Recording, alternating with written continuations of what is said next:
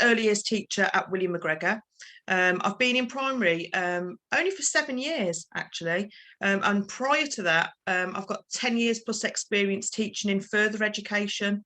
So, I came from sort of your college teaching your proof children, your behaviour, children with real adverse behaviour, special needs, and then decided that I wanted to actually go back to where it all starts and try and make a difference in primary, so that I didn't end up with those children, in secondary school that had really bad experiences. So I'm also the SENCO here, and I'm the inclusion lead. I'm the designated teacher for looked after children. I'm the deputy safeguarding lead, and I'm also I also lead on emotion coaching, and this year I've qualified as a practitioner trainer, so that then supports me in training. I mean, I've been and done the training for the primary skip students this year, and hopefully we'll be rolling that back out through the wider academy next year. And then today's the first time delivering some training for secondary skips, so all good. So phonics then. Phonics is the process of learning sounds to corresponding letters or groups of letters. And phonics really does begin in nursery settings. Without actually knowing it, the early start of learning the alphabet is the beginning of phonics. These sounds can then be blended together to make words. And we teach the children to say the letter sound rather than the letter name. So, for instance, if they were to say, learn to say the word cat, we would start very much on the k, at, not k, a, t, because that way they can't blend the sounds together. So they're really simplistic sounds that we have to get the children to learn first. The alphabet is a bit of a funny one for me, because I know that lots of nurseries, and have been a parent of 4 children myself, mine are all 3 of them are fully grown, like adults now. Your instinct as a parent or as a nursery teacher is to teach your child the alphabet with A, B, C, D, E.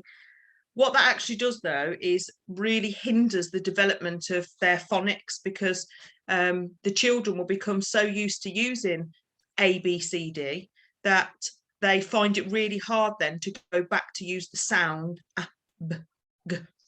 So that is definitely something that we try and promote with our parents, to, if they've started doing that nursery, to stop it straight away. And we'll come back to that later when they've learnt the sounds.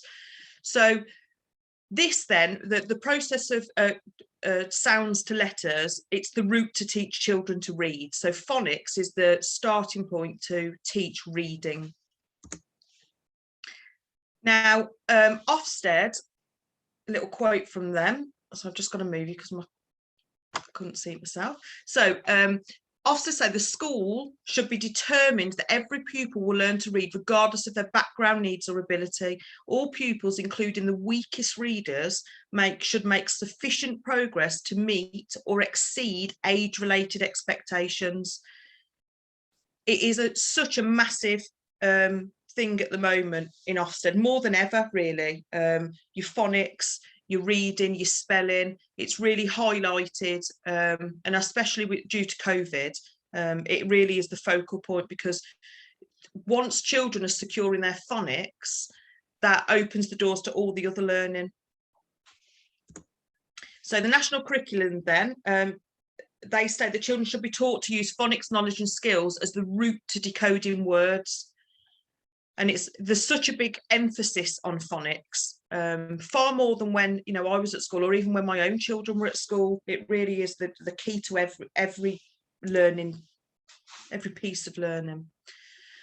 So here's a bit of a technical terminology. So this is the bit that's the hardest to get your head around, and definitely as a teacher. I mean, when I started in primary, I taught in year 6 first of all, and then went to year 1 the following year.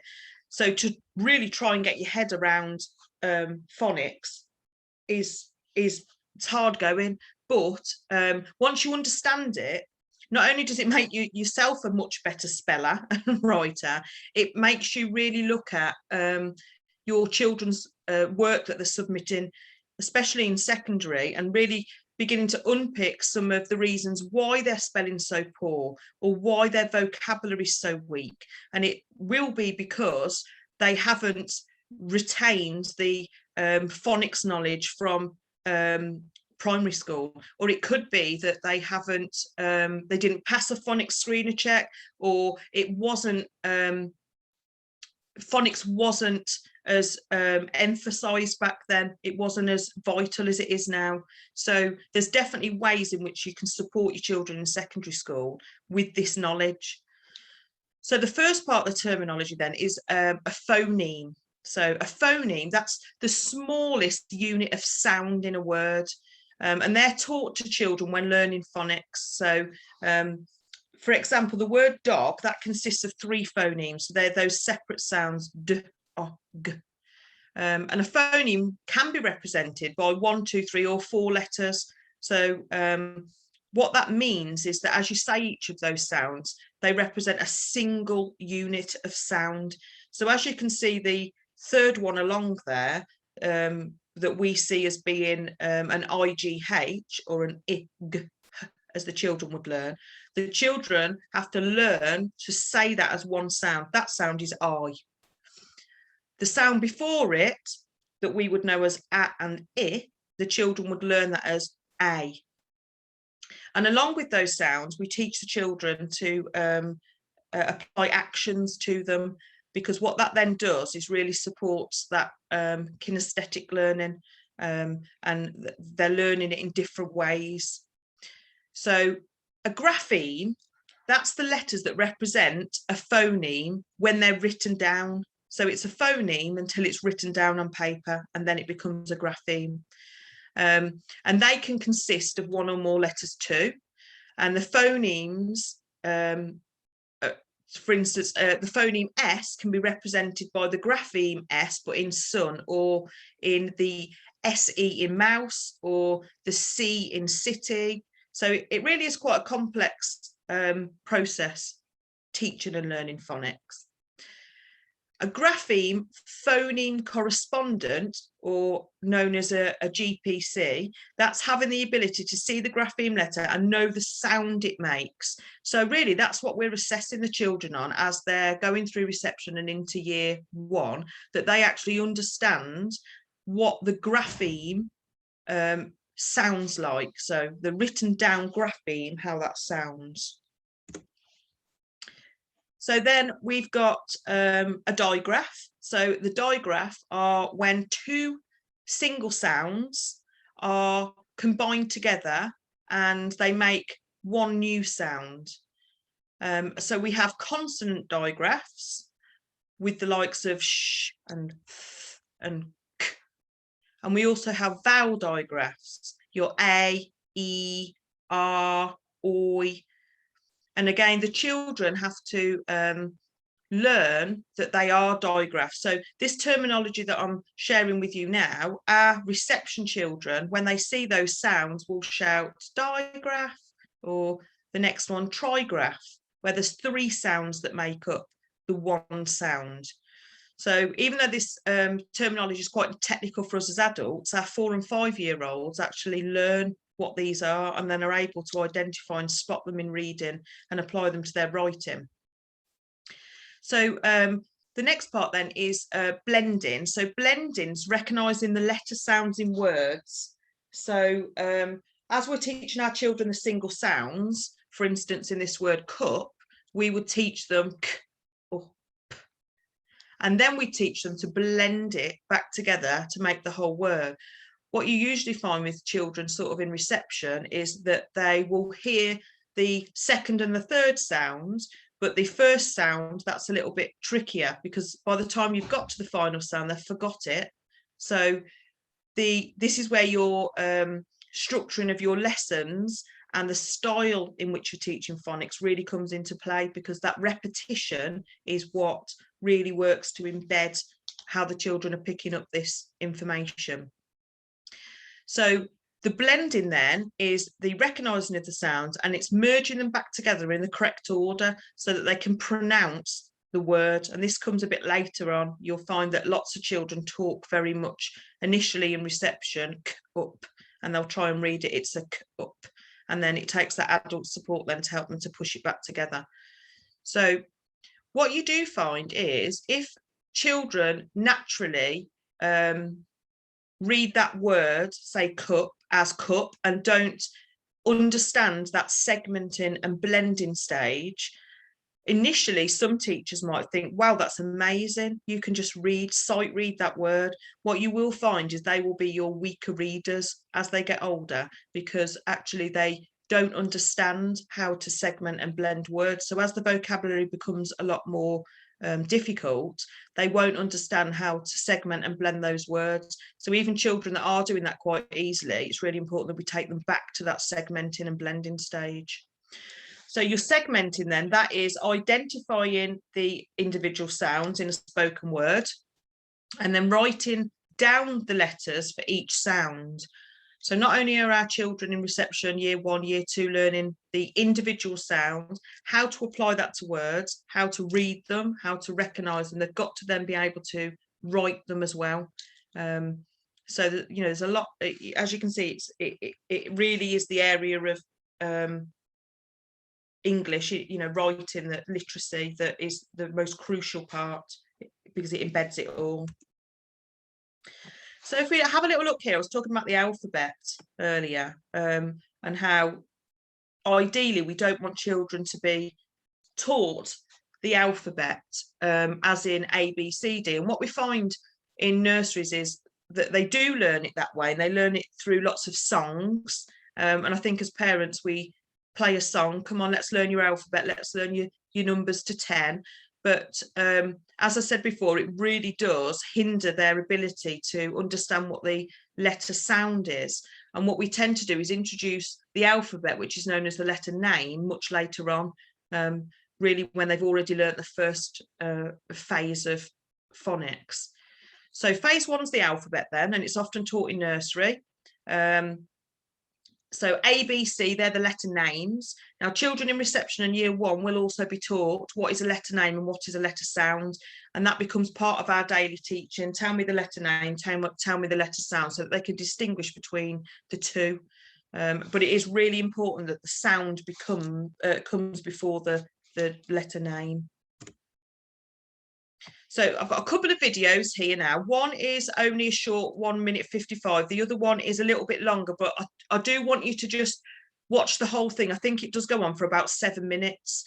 But the idea there is you can see how we really do apply the phonics sounds to songs and actions, because you might find some of your children in secondary school learn better through sounds, and it could just be that you find a more age appropriate song or age appropriate video to try and support them with their weaknesses. So this first video, please, I hope it plays, is a video of some children showing you how they say their sounds. Let me...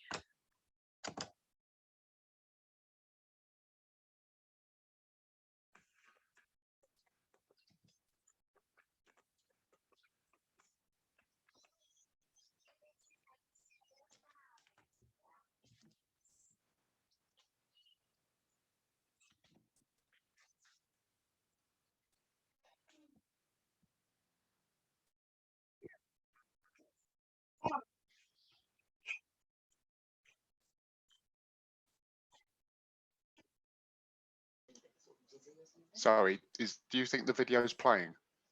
Yes. Well, I can't see anything.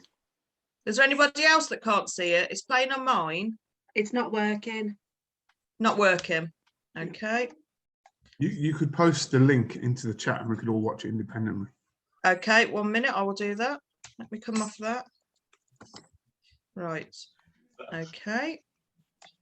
I was saying to Paul earlier, we can do that. It's probably the easiest way of doing it is pasting it into the chat. okie doke, I will have a go at doing that. Oh, I've gone to the next one, haven't I? Okay. Or I can. Can you do it from your end, Paul? Yeah. It's not letting me copy over. Copy the link. Yeah. I'll just bear with me a sec. Thanks. I did say to Paul, I'm so used to doing these trainings on Teams that this morning when I got onto Zoom, I was like, oh my goodness, what am I doing? I much prefer to do it face to face. I'd have had you all up standing doing all the actions and everything. Right. Which I'm sure you'd have loved. We've never actually been in the same room altogether yet. Have you not? No. Oh. We haven't. Oh wow. So the primary skits then, they were quite lucky because they had quite a few, didn't they, in the beginning? Yeah, they did. Because I remember because I've delivered 2 trainings face to face now. Oh God, what a shame. I know It's a they've shame. had subject specific training face to face, but it's just too many people to get in one room. Of course, yeah, because I didn't realise until Jane said to me the other day that there's about 40 of you. Yeah. Oh my goodness, it's amazing. Yeah. Okay, everyone, there's the link for the first one. So how long's it on for, Zoe? This one's about 1:55, not too long. Okay, I'll put the second one in as well, and then when everybody's watched it, if someone can just give us a shout, and then we can pick up again. Yeah, thank you.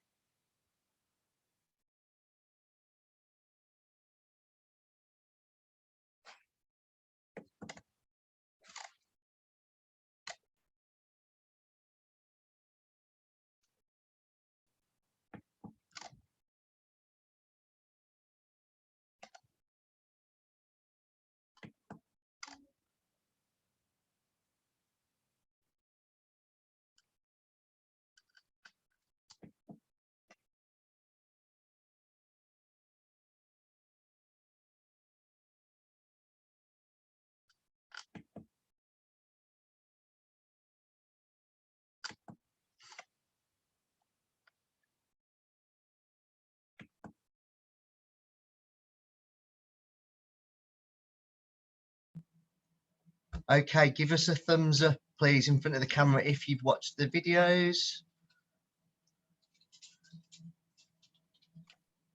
Brilliant. Okay, I All think good. should we carry on then, Zoe? Yep, lovely. Right, so, oh, let me see. I saw someone posted in the chat. Who was that? R. Murphy. Yeah, I was listening to the second one. Okay, so what was on the arms then? The action, you mean? Yeah, It was like rubbing your arm, I think. yeah, it was like So basically, you're imitating ants going up the arm. I found that quite Right, funny yeah. that you'd pop that in there straight away, haven't you? Yeah. So that's good. Let me see who else then. Let's see who was really watching. Becky Hardy. What were they clicking for? What were they clicking, Becky, for? Can't remember. Can't remember. Clicking castanets. Oh, yes. Yeah. Yeah. So you're probably all thinking, oh my goodness, we would never use anything like that with our secondary students. But the idea of showing you that video is that you can see how if when those children were in primary, they haven't made the connections between the sound and possibly not been taught any actions to go with the sound, then what's happened is it hasn't gone into their long-term memory. So that's why then when you get pupils that their spelling and their reading is so poor, basically their foundations of phonics has never been moved to their long-term memory. So those little children that you saw in the beginning that were showing the sounds, the point of that video was to show that it's so important that we're teaching children to say those sounds accurately, because if they don't, what will happen is it will prevent them from being able to blend or segment words. And then as that vocabulary gets more intense, as they get older, they won't have the skills to be able to read fluently. And then you'll find that they skim over the words that they don't know. And then that affects their comprehension because they're not able to take in what they're reading. So, you know, it really is vital that that their phonics is so secure. Right. There we go. My PowerPoint has stopped moving. There we go. So I've popped this up then, getting learning to stick. I know that you'll have done loads of training on metacognition. It really, this year and last year, there's been such a big push within the training school and in our own classrooms, with our own CPD on metacognition and the importance of having really clear, structured processes to the way that we're teaching, and really revisiting that learning time and time again to ensure that it's moving from the short term into the long-term memory. Phonics, generally the majority of phonics schemes that you buy into, so it could be there's a wide variety of them, so letters and sounds, it might be read write ink that some would use. Jolly Phonics is another one. They're schemes that have been designed to be extremely systematic and robust, so every day what the children are being taught might be a new sound, but it's being taught in the same systematic structure, because what that does then is it embeds that daily repetition, and supports the learning to really stick. There's been a big change this year with regards to phonics, in particular early years, because the early years framework has changed. So has the phonics. So before, where schools had more of a free rein to use their own sort of scheme or mix and match a few of them, the DFE have announced that before 2022, school have got to commit to one scheme now, and that scheme's got to be endorsed by the DFE to ensure that it is a fully synthetic, systematic phonics approach. So I hope, and I think that, you know, their vision is that all children coming out of school have had a really robust phonics teaching, so that that stops any gaps as they get older and really supports that vocabulary, you know, spelling, reading. So here's the key principles then of phonics. And as I said, it's a real structure that you follow. And it's not something that you would change up yourself, because if you do, it just won't work. And all of the schemes that are out there follow this same structured approach. So the aim of each lesson then would start with a revisit or a review of sounds that they already know. So there's a lot of recapping through, showing flashcards with the sounds on, really fast paced, and the children would show you that they know the sound verbally and with the action. There'd then be the new focus on teach, so teaching that new sound. And you would only ever teach a child one sound a day. And what we tend to do here is teach one sound 4 times a week. And then on the 5th day, that's a consolidation session there, where, I mean, in my class, I teach the 4 sounds. On the 5th day, I consolidate the 4 sounds that we've learned. And then immediately in that session, I am assessing the learning, and that will provide me with interventions for the following week, but it will also mean that I can move groups around instantly. So 4 days, if they haven't got it, they're moved around their group so that they've got time to really master those sounds. So everybody sort of goes at the same pace.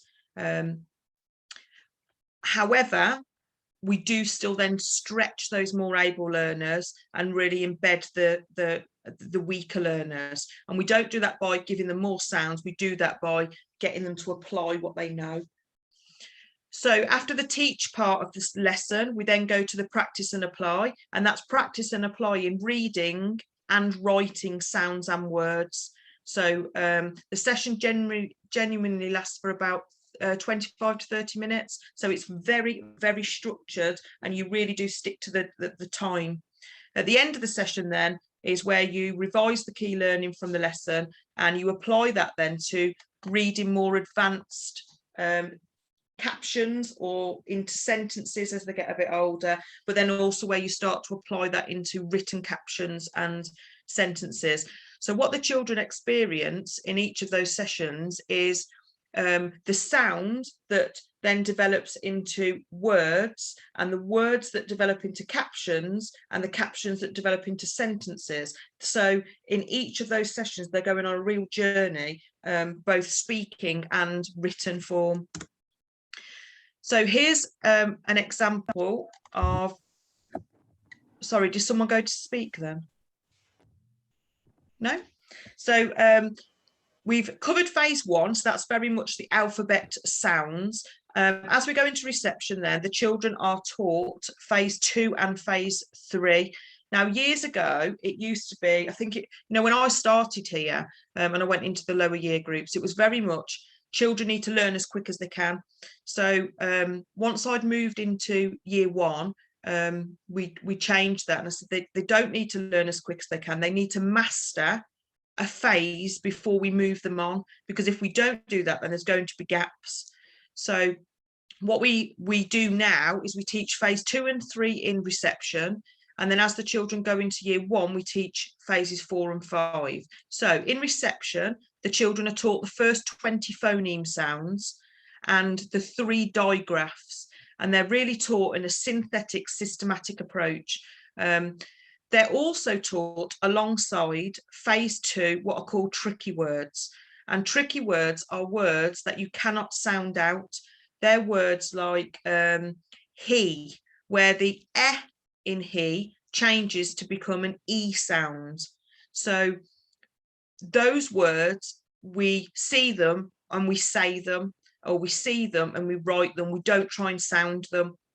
So it's quite a lot that they've got to take on board, in that when they're like 4 and 5 years old. 20 phonemes, 3 digraphs, and then I think there's 7 phase 2 tricky words. Then we so we aim to do that for the first half term, And then the second half term, we would have them apply those 20 phonemes and 3 digraphs and tricky words to their reading and their writing through a book that is very closely matched to their phonics knowledge. So it's nothing about their reading ability, it's nothing about their age or their writing ability, it's closely matched to their phonics knowledge. So what do they already know? They're the books that they need so that they can become confident and fluent in those books. So into the so that's the first full term, because we have half a term learning, half a term applying. Then we go into our next half term where we will introduce the phase 3. Now, phase 3 is a longer phase because the children are not so familiar with these.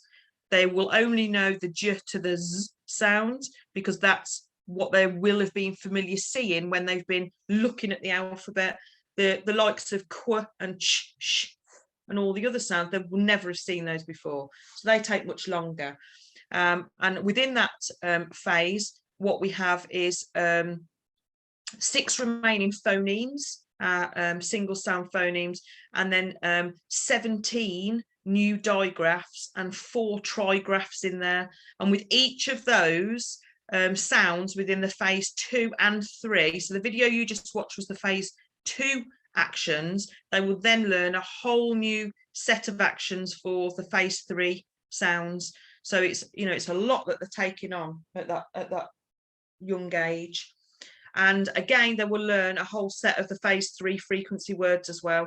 And the maps that you can see on there, by the time that they leave reception, the children should know all of those phonemes, digraphs, trigraphs, and all of those high frequency words, and they should be able to read them and write them. So it's, you know, quite a lot really. And then as we go into year 1, this is where we teach the blends and the clusters. And the blends and the clusters, they are, none of those are new sounds. The children know all of those sounds. They were all taught in phases 2 and 3, but they're just structured in a different way. And children are taught to read these sounds as one sound. So they don't then say, I don't know, we've got the scr there for screw. They don't say skr. It is scr that they're taught. So they have to push them all together. And then with phase 4, there's another set then of tricky words to learn, to read and write. Then this is the biggest and most complex phase to learn. It's phase 5, and it's taught in year 1. The phase 5 is used to broaden existing knowledge and support the children to become quicker at recognising and recalling graphemes and use them in their reading and spelling. They learn the new graphemes, but there's also alternative pronunciations for them. So if we have a little look at the phase 5 sound map, in phase 3, the children would learn the sound, which is the U-R sound, but then in phase 5, they would also learn that I-R is the sound. And there's many more of them, you know, your PH being your F sound. And what they also learn there is something that's called split digraphs. So they're the sounds that are at the bottom of this mat. They're your vowel split digraphs, your A, E, I, O, U. Now, if you, when you were, some of you were at school, you may have known them as the magic E, or basically it's where there's a sound in between. So if we were looking at the word kite, the last sound we hear is the T sound in kite, and that sits in between those sounds. So they're definitely the most difficult for our children to learn. The aim of learning all these alternative pronunciations is that in year 1, in around June, children are asked to sit the government required phonics screener check. And children have to read 20 real words and 20 what are called pseudo words, or you may also hear of them as being alien words, fake words. So they're words that resemble a real word, but they're not. And not only do they need to know whether they're real, like pseudo, real or nonsense, we also teach them to be able to identify if it's real or nonsense, but pronounce them correctly. So the pass rate for that phonics screener check has been 32 out of 40 for the past 5 years that I can remember it. I'm not sure what will happen this year. Children obviously sat that phonics screener check late this year due to COVID. And what happens is if they do not pass, so if it's 31 or below, then in year 2, at the same time it's administered to the new cohort of year 1s, the year 2s have to sit it as well. So alongside that, they also have another set of tricky words, phase 5 tricky words that they need to be able to read and write. Sorry, So can I just ask a question just quickly? Of course, yeah. What's this effect, like the effect on like maybe kids that have got dyslexia? Does that become like obvious or? Yeah, absolutely. So in previous years, children that are dyslexic probably wouldn't be, this is my SEND head on now, my SENCO head on. We wouldn't have been looking at children in sort of reception in year 1. It used to be an old like myth, you know, until they're 7 or 8, you won't find anything. Until they're 7 or 8, there's no point looking. But it's the research I've done, that's not the case. So early intervention is the key. And we would be looking at children in reception and year 1. You absolutely can begin to identify those children because they just can't retain the sounds. So really, we aim to teach phonics where everyone's taught the same pace, but we embed it differently. But you will always, no matter how hard you try, how slow you go, how much repetition, you will start to see a small pocket of children that just can't retain it. I've got 3 at the moment in my reception class. So for me, what I will be doing with those children is making a few allowances because of COVID. And then as we go into year 1, quite early on, I will do a dyslexia screener on those children to see whether or not it flags any inconsistencies, really. The difficulty with the dyslexia is that there is no assessment now that schools can do to determine if a child is dyslexic. We can only do an assessment to see whether or not there are some traits. So that's your then difficulty in high school, because if a parent hasn't committed to that private assessment that they actually have to pay for, you know, nearly £400, then what you then are exposed to are those children that possibly have undiagnosed dyslexia.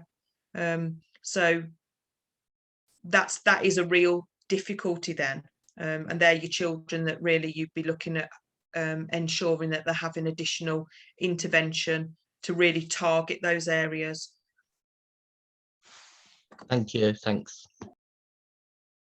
So in this phonics screener check then, these are some examples of the words that the children would have to read. So they'd have 20 words that are very much real words, and how they would say them is to segment them. So when we were talking about that segmenting and blending, if a child was to just read that word by sight and get it wrong, that's it, they've got it wrong, they can't get the mark.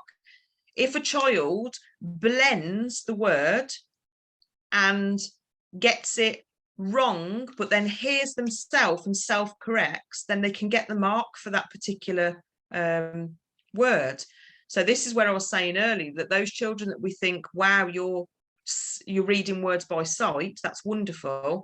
Actually, it's not so great. You are much better off when the children know how to segment and blend words, because the chances are then that they'll be able to self-correct.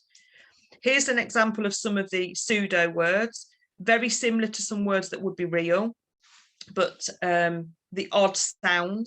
Some of them are so tongue twisty to get your mouth around that it's no wonder that they get some of them wrong. I mean, some of them are really, really tricky. Someone just put something in the chat. Did you know? Oh, that's a good question. I'll come back to that one in a second. And then when you look at these words, these are polysyllabic words.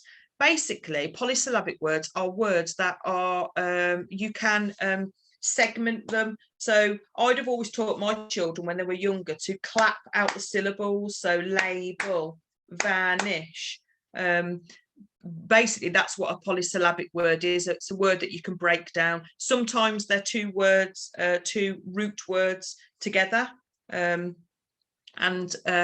children have to read 4 of those right at the end of their phonics screener check as well. Right, that's a really good question. I'm going to answer that now while we're here. So someone's just asked me, is phonics teaching consistent throughout the county? And if so, how are regional accents dealt with, e.g. the pronunciation of grass and bath being grass and bath? That's a really good question. So phonics teaching is consistent. However, the programs in which they follow are different. So we use letters and sounds. Another school might use read, write, ink. The expectations for the phonics screener check are the same though, nationwide. What they have is allowances for accents. So ultimately it does come down to the class teacher knowing their children as well as they do, and knowing how they pronounce something, and they would have the final say as to whether or not you give that mark for that particular word. So if a child was to say grass or grass, then that's fine. That's based on their accents. It still shows that they know those words. That is why it is vital that the class teacher is the person that sits the phonics screener check, and it's not something that you have your TAs doing with the children. It's very clearly states it should be the person that is most familiar with those children. So because the phonics systems that we follow are so systematic, it really doesn't matter which system you use, so whether it's letters or sounds or read, write, ink, etc. Jolly Phonics, there's so many of them. What they do say though is that you should stick to one scheme and not mix them up, because then you don't get the consistencies. And let me just move that again. I think I keep freezing. So as the children come to the end of their, phase 5 in year 1, this is when they've completed their phonics screener check.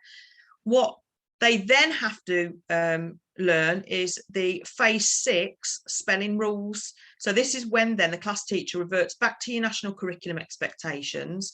Year 1 teachers will have been embedding this, the national curriculum, alongside the phonics and whatever scheme it is you've used all throughout year 1, because at the same time they're getting the children to say the words, they're also getting them to spell them and to obviously include them in their writing. Now in reception and year 1, children are taught to spell phonetically. So when I spoke to you earlier on about the alternative sounds and how in bird, for instance, in reception, we would expect a child to spell bird, B-U-R-D, because that's the only phonics sound they know. Whereas in year 1, if they've then learnt the I-R sound, we would then expect them to start applying the I-R to bird. So it's only when the children have learnt the sounds do we then start correcting the spellings.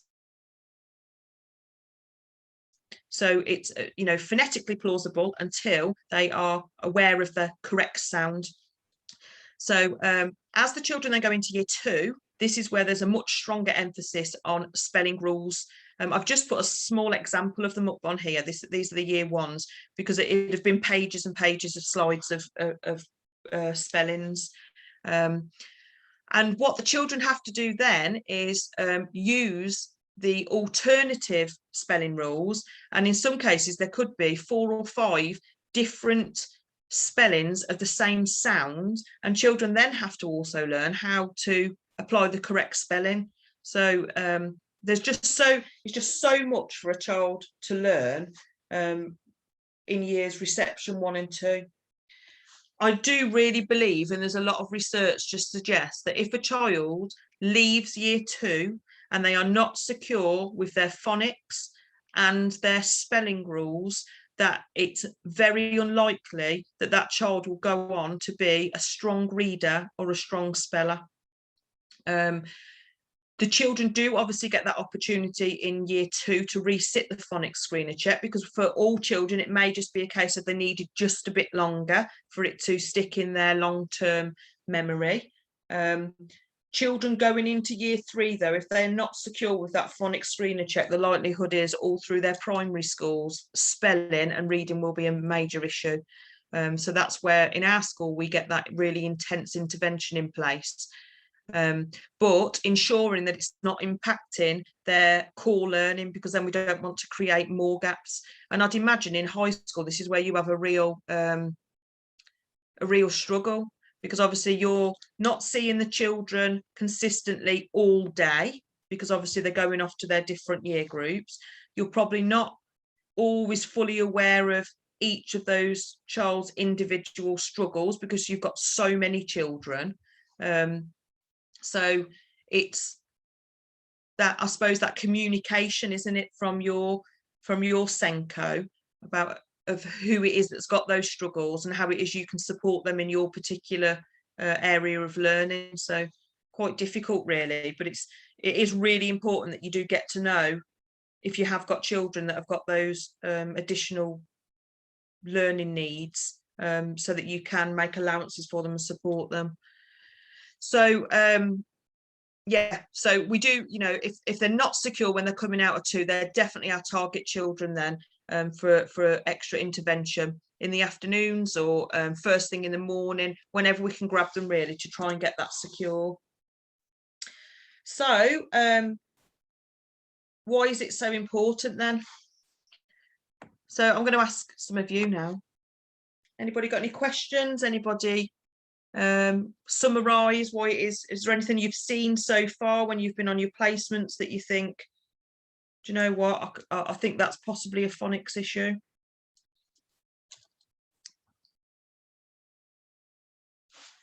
Anyone? Hi. I think the thing that probably stands out for me is in science we introduce a lot of very specific vocabulary with some quite strange spelling, because we're borrowing things from other languages quite a bit. So I think if there's not a solid understanding of phonics, that vocabulary is really hard to access.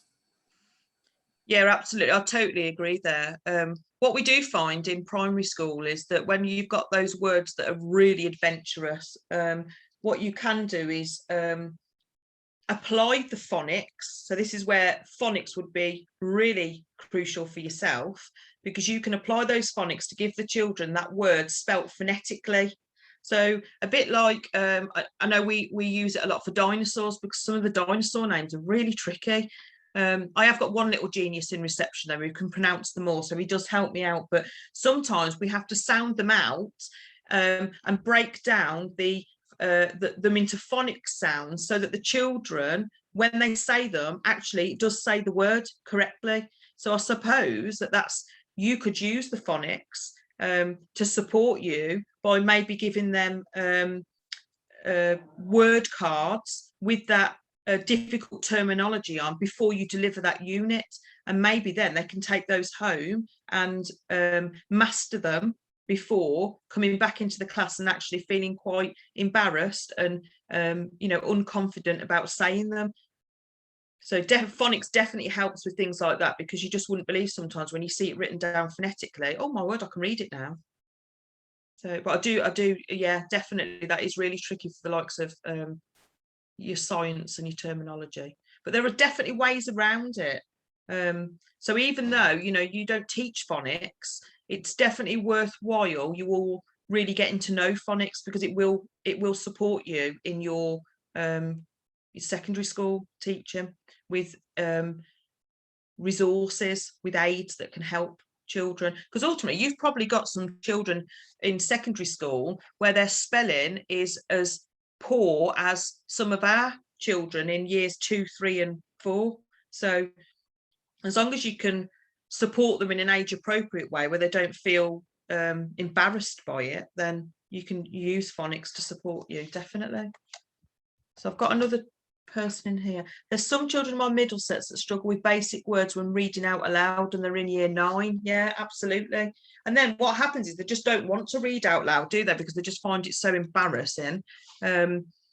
But again, maybe with those children, it could be that you're supporting them with them having the text at, like a pre-teach a bit earlier to some of those other children, so they've had time to practice it before. So we do a lot of pre-teaching and post-teaching. So if we've got a weaker group of pupils, then we'd make sure that they've got that resource to take home. So it's looking at all those things, you know, who are those children that are going to need a little bit more than the others in my cohort, and how can I ensure that I support that without it being an embarrassment to them? Because then what you'll find is if they are embarrassed, it's those children that will start to act out or go very within themselves, and then you're not going to get the best learning from them. So can I add to that? Yeah, with please regards do. To, is there any particular strategies that you can use with regards to literacy, but with phonics as well, when English is an additional language? Yeah, it's with, really tricky one. Year 9s or 10s that we have in particular at our placement school. Yeah, for me, I would say the pre-teaching is crucial, because if they've had more time to digest what's coming up, then you just wouldn't believe the difference. It's something we rely upon massively with our really unconfident learners, but definitely those ones. We've got quite a few children that are Polish or Latvian, and I know that you know in your secondary schools that'll be even wider, won't it? I mean, we're not from a very diverse area really in Tamworth, but you know, some of you will be extremely multi-diverse. So definitely lots of use of pre-teaching and translating apps and things like that are vital. And I know that the older kids will be all hooked up with all the latest technology, won't they, most of them? So I think just making sure that you've done a bit of research on apps that they can use, and definitely the pre-teach. I think pre-teaching is just brilliant for children, because they know then what to expect when they're coming into that lesson. It's really important. Any questions then? We finished a bit earlier than I expected. You're all a quiet bunch. Anybody else? Anything? Is there anybody that thought this morning, why on earth are we having phonics teaching when we're in secondary school? Are you all quite, yeah. Is there anybody that had never heard of phonics before? You all knew that. That's pretty good then, because I know phonics was a bit of, I know when I came from FE into primary and someone said to me, we'll have to teach phonics, I thought, well, phonics, what is that? And it did take a lot of research, but it's just something I'm so passionate about now, because I can definitely see how getting that right in reception, year 1 and year 2, it really supports them then through the rest of their primary years. And for me, I think coming from FE, what I see are the children that you'll be teaching now that left totally disengaged. So they were the ones that were your weaker spellers and your weaker readers, and a lot of the time their behaviour was due to the fact that they knew they weren't confident readers and spellers, so they'd act out to try and avoid anybody knowing that. So the more support we can give them through primary and secondary just means that they'll go on to, you know, further education a lot more confidently. It's really important. Anything else? Has No? has phonics always been? I mean, I think back to when I was at school, which wasn't that long ago, in primary school.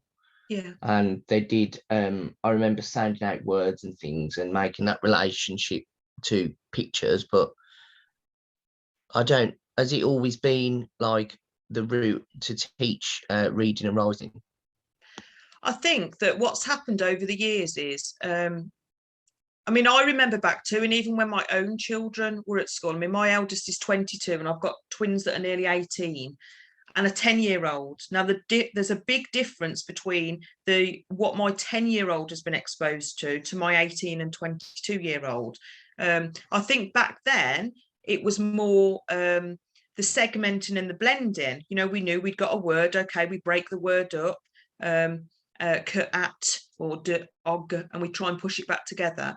But there wasn't a systematic approach, and I think that it was very disjointed with regards to how it impacts reading and spelling. So reading and spelling were seen as separate, but they're not, because one impacts the other, and phonics is interwoven into them all.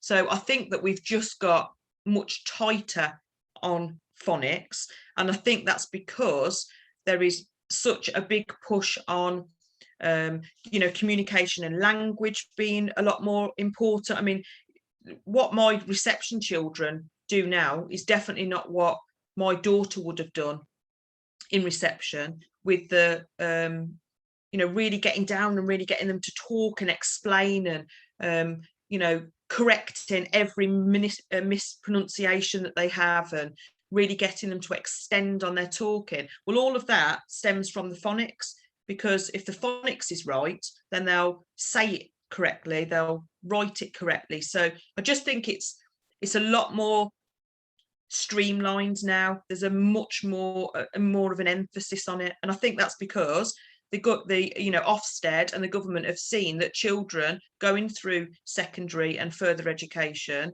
generally are weaker spellers, weaker writers, weaker readers. So, you know, we're trying to get it a lot better where we start. But that's not to say that as they come into high school then that shouldn't still be a focus, because as you know, it really should. Did you have them for a lot of years too?